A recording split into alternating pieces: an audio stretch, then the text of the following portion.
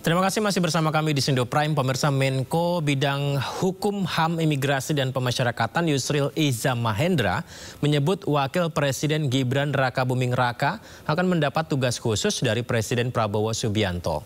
Tugas tersebut untuk menangani sejumlah permasalahan di Papua.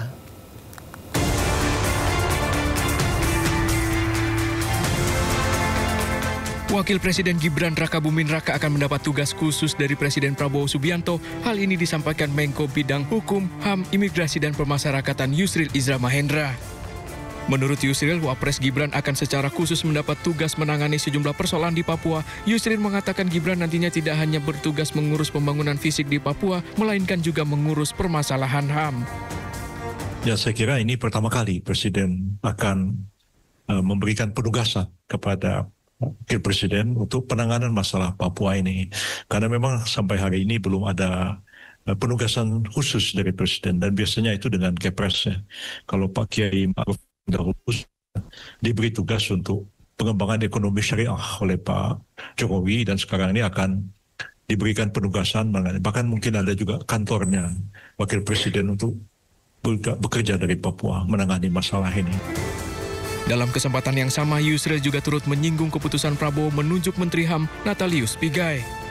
Ia berpendapat langkah Prabowo itu tepat mengingat latar belakang Pigai yang berasal dari Papua dan juga aktivis HAM. Namun belum ada keterangan resmi dari istana terkait penugasan Wakil Presiden Gibran tersebut.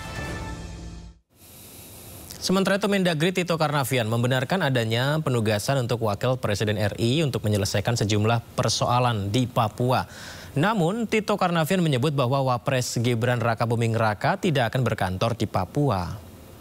Gitu. Setahu saya dalam undang-undang Papua itu, khusus Papua, ya, dulu ada namanya Badan Percepatan Pembangunan Papua. Di dalam undang-undang itu disebut waktu itu Wapres. Waktu itu Wapresnya kan Pak Ma'ruf Amin. Udah sering kita rapat berapa kali. Nah, di dalam ada 3 diantaranya di situ menteri milik anggota. Ada Menteri Keuangan, Menteri Bappenas, Menteri Dalam Negeri. Saya lupa ada lagi kalau salah Menteri apa lagi. 3 atau 4. Kemudian nanti ada namanya di situ Badan Eksekutif. Dia yang akan ngantor di Papua. Di kantor itu sudah disiapkan oleh Menteri Keuangan. Saya ingat betul di Jayapura, ya, di gedung KPKPN-nya itu ada berapa lantai itu, tower. Sudah disiapkan dari dulu. Tapi bukan untuk Wapres, bukan untuk Badan Pelaksana Eksekutif ini, Badan Eksekutif Percepatan Pembangunan.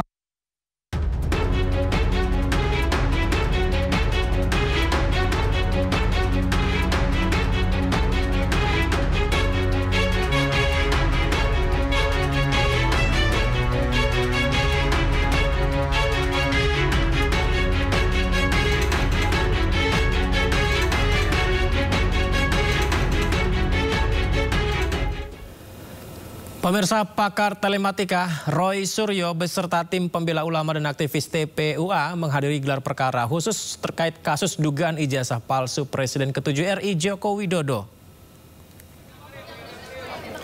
Selain TPUA, pakar telematika Roy Suryo serta akademisi UGM yang juga ahli digital forensik Rismon Sianipar hadir dalam gelar perkara. Roy Suryo juga membawa sejumlah bukti analisa berisi data pembanding terkait ijazah Joko Widodo. Dalam gelar perkara, pihak pelapor menghadirkan analisa dari ahli-ahli untuk memperkuat bukti dugaan ijazah tersebut palsu. Namun Egy Sujana yang juga diperiksa dalam gelar perkara ini mengaku tidak puas dan walk out dari gelar perkara kasus ijazah Jokowi. Karena menurut Egy, pihak Joko Widodo tetap tidak mau menunjukkan ijazah dan makin memperkeruh kasus ini. Tunggu ya. Itu mengupload. Nah, karena ada ini, sekali lagi saya katakan, justru sebenarnya postingan dari Dian Sandi inilah yang kemudian membuat gaduh, membuat heboh. Karena dengan adanya foto paparan berwarna ini, dari sini dikatakan asli, Dr. Rismon kemudian nanti akan cerita, kemudian akan meneliti soal cap yang ternyata tertempel oleh pas foto. ya. Dan itu jelas banget tadi penjelasannya jelas banget, pakai red, green, blue, berapa skalanya clear banget, ya. Jadi ini kemudian kita teliti dengan ELA, Error Level Analysis. Dan meskipun ELA ini sudah kami sampaikan, saya tunjukkan yang namanya ELA itu adalah untuk memeriksa kalau sebuah gambar atau itu sebuah ijazah banyak rekayasanya pasti akan error. Teman-teman lihat, ini ijazah saya tahun 91. Dengan dikoreksi pakai ELA, dengan dites pakai ELA, masih ada huruf-hurufnya masih kelihatan. Bahkan kalau ini full di ELA, teman-teman bisa lihat, masih ada bekas-bekas jejaknya. Tuh, masih ada. Artinya ini asli. Itu legislasinya juga masih ada, ya, legalitasnya masih ada, pas foto saya juga masih kelihatan, logo UGM masih kelihatan. Nah, pasti pada bertanya, gimana dengan ijazahnya Joko Widodo kalau di ELA? Ini hasilnya. Nah, sorry, separuh dulu biar nggak langsung lihat kacau. Nah, lihat, ini ijazahnya yang disebut-sebut Joko Widodo. Runyam. Begitu di ELA hancur dia. Artinya ijazah ini sudah direkayasa pada bagian logo, pada bagian foto. Bahkan ketika kita ELA secara full, kelihatan sekali. Tuh, hancur. Sekali lagi semua presentasi ini tadi saya paparkan dan tanpa terputus. Logika sederhana lagi. Kalau kalian dituduh ijazahnya palsu, apa kalian diam? Tidak dong. Oh, ini yang asli, betul? Refleks, ini asli, betul? Betul. Kenapa sampai detik ini Jokowi tidak juga menampilkan ijazah aslinya? Bahkan digelar perkara. Ini peristiwa tertinggi dalam konteks proses pengadilan. Baru masuk ke pengadilan gitu. Jadi dengan adanya fakta hukum, fakta peristiwa tidak ada ijazah aslinya, maka logika hukum harusnya Jokowi jadi tersangka. Dan segera diadili. Itu kok logika hukum. Ketidakhadiran pihak UGM juga yang seharusnya bisa menjelaskan atau memiliki kesempatan yang sangat luas untuk meyakinkan publik, tetapi itu semua tidak dimanfaatkan, sayang sekali ya. Dan pada kesempatan ini memang kelihatan pihak Dirtipidum itu kalah telak. Ya, kalah telak dalam arti bahwa menunjukkan nggak usah ijazahnya Pak Jokowi dalam versi analog, versi digital pun tidak berani menunjukkan kepada kami dalam monitor. Betapa menakutkan fakta itu kepada Pak Dirtipidum. Dan tadi ya kami telanjangilah habis-habisan ya. Laboratorium forensik Bareskrim terpaksa kami telanjangi, bukan karena kami benci, tetapi kami menginginkan forensik yang bermartabat, independen, tidak diatur, tidak dimanipulasi. Bahkan tidak, Kapolri pun harusnya tidak boleh punya otoritas mengatur hasil dari forensik. Oleh karena itu sebenarnya kalau didengarkan oleh Pak Presiden Prabowo, sebaiknya Pak, lembaga forensik itu harus dikeluarkan dari kepolisian, supaya menjadi lembaga independen yang dipercaya oleh publik. Kalau bisa tiga lembaga Pak, khusus forensik. Sebenarnya Jokowi seharusnya hadir membawa ijazah yang disebut aslinya itu. Tapi ternyata Jokowi tidak hadir. Jokowi tidak membawa juga, apalagi ijazahnya tidak hadir. Kuasa hukumnya juga tidak bawa ijazah. Padahal dalam gelar perkara khusus seperti ini yang sangat penting sekali, itu seharusnya hadir Pak Jokowi dengan membawa ijazahnya. Tapi itu tidak.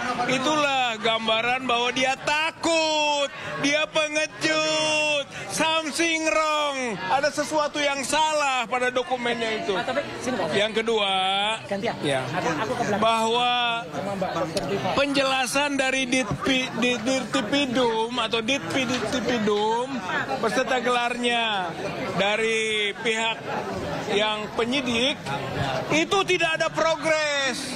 Isinya persis dengan yang diterangkan, diuraikan pada tanggal 22 Mei yang lalu. Berarti itu tidak ada progres. Gitu. Berarti hanya sebatas itu kemampuannya.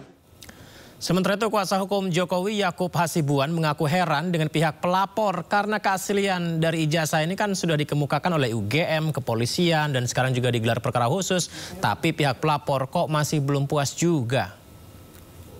Selama ini kan mereka mendalilkan kepalsuan. Ijazahnya palsu. Tapi mereka tidak pernah membuktikan kepalsuannya ada di mana. Padahal kan ini kebalik-balik gitu. Masa mereka yang mendalilkan keaslian, tapi mereka yang itu kepalsuan, itu palsu.